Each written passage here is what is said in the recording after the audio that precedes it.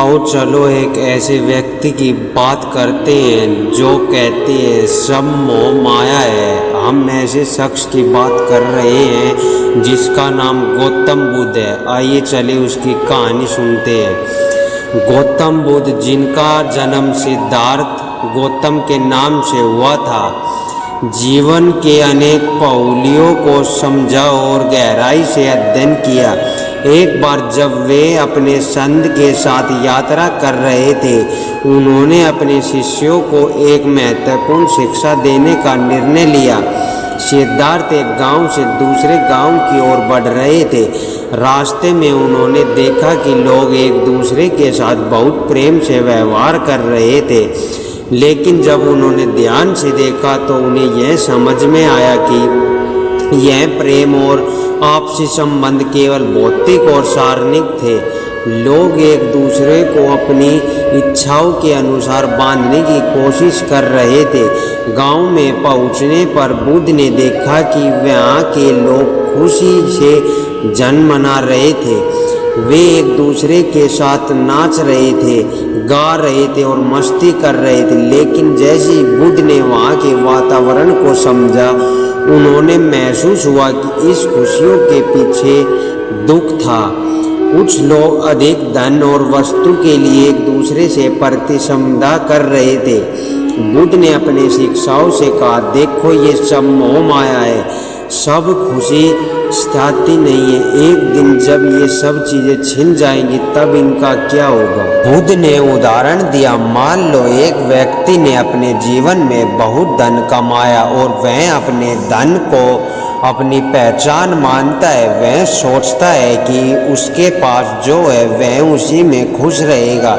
लेकिन जब यह धन समाप्त हो जाता है तब उसका क्या होगा? क्या वह फिर से वही खुशहाल व्यक्ति रहेगा? यह सुनकर शिक्षाओं ने ध्यान से सुना। बुद्ध ने आगे कहा, सच्ची खुशी तभी मिलती है जब हम मोहमाया से मुक्त होते हैं। यह केवल भौतिक वस्तुओं में नहीं बल्कि आत्मा के शुद्धिकरण में है। इसके बाद बुद्ध ने एक कहानी सुनाई। एक बार एक राजा था जो बहुत धनवान और शक्तिशाली था। उसने अपनी शक्ति और धन के बल पर अपने राज्यों में सभी को खुश करने का प्रयास किया। लेकिन एक दिन उसके राज्य में एक साधु आया। उन्होंने राजा से कहा, हे राजा, तुम अपने राज्य में सब कुछ पा सकते हो, लेकिन क्या तुम अपनी आत्मा की शक्ति को खोजने का प्रयास किया? राजा ने कहा, नहीं, मुझे केवल इस संसार की वस्तुएं चाहिए।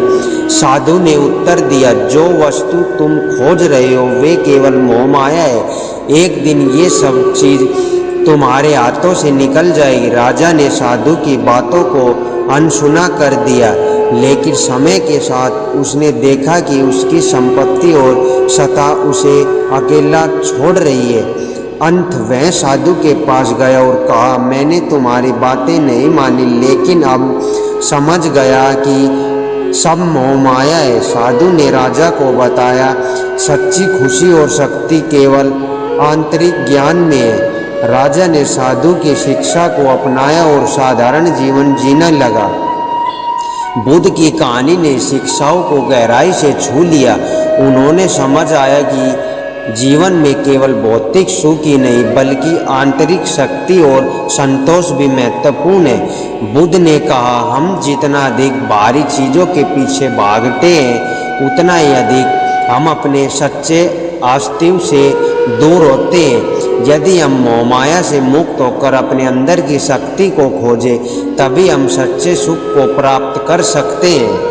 गौतम बुद्ध की यह शिक्षा आज भी प्रासंगिक है। हम अपने जीवन में मोहमाया के जाल में फंसे रहते हैं। बुद्ध ने बताया कि केवल बाहरी सुख ही जीवन का उद्देश्य नहीं है, बल्कि आत्मा की शांति और संतोष पाना भी सच्चा लक्ष्य है। सच्चे सुख की प्राप्ति के लिए हमें अपने भीतर की ओर देखना और आंतरिक ज्ञान की ओर संघर्ष होने की आवश्यकता है। यह बुद्ध का संदेश है, सब मोह माया। यहाँ कोई अपना नहीं। इस कहानी ने न केवल बुद्ध के विचारों को समझाया, बल्कि हमें भी यह सोचने पर मजबूर किया कि क्या हम भी इस मोह माया में फंसे हुए हैं? सच्चा सुख और शांति केवल हमारे भीतर ही है और हमें उसे खोजने